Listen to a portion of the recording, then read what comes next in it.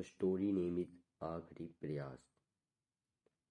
एक समय की बात है, एक राज्य में एक प्रतापी राजा राज करता था।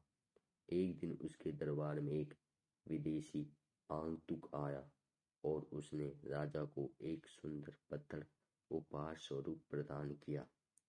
राजा वह पत्थर देख बहुत प्रसन्न हुआ। उसने उस पत्थर से भगवान विष्णु की प्रतिमा का निर्माण कर उसे राज्य के मंदिर में स्थापित करने का निर्णय लिया और प्रतिमा निर्माण का कार्य राज्य के महामंत्री को सौंप दिया।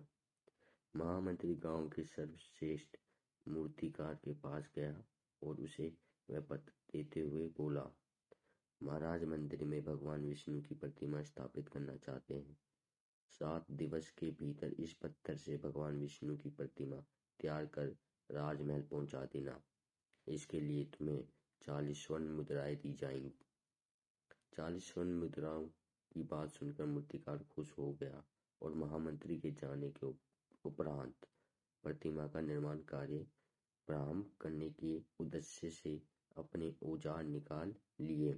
अपने औजारों में से उसने एक हथौड़ा लिया और पत्थर तोड़ने के लिए उस पर हथौड़े से वार करने लगा, किंतु पत्थर उसका तस रहा। मूर्तिकार ने हथौड़े के कई बार पत्थर पर किए, किंतु पत्थर नहीं टूटा। 50 बार प्रयास करने के उपरांत मूर्तिकार ने अंतिम बार प्रयास करने के उद्देश्य से हथौड़ा उठाया, किंतु यह सोचकर हथौड़े पर प्रहार करने के पूर्व ही उसने हाथ खींच लिया कि जब 50 बार वार करने से पत्थर नहीं टूटा तो अब क्या टूटेगा। वह पत्थर लेकर वापस महामंत्री के पास गया और उसे यह कह वापस कर आया कि इस पत्थर को तोड़ना नामुमकिन है, इसलिए इससे भगवान विष्णु की प्रतिमा नहीं बन सकती। महामंत्री को राजा का आदेश हर स्थिति में पूर्ण करना था, इसलिए उसने भगवान विष्णु की प्रतिमा निर्मित करने का कार्य गांव के एक साधारण से मूर्तिकार को सौंप दिया। पत्थर लेकर मूर्तिकार ने महामंत्री के सामने ही उस पर हथौड़े से प्रहार किया और वह पत्थर एक बार में ही टूट गया।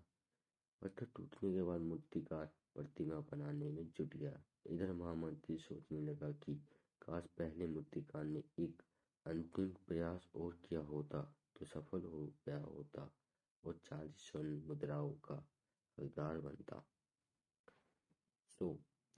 Stories and. तो आपने इस कहानी से क्या सीखा? What is the moral of the story?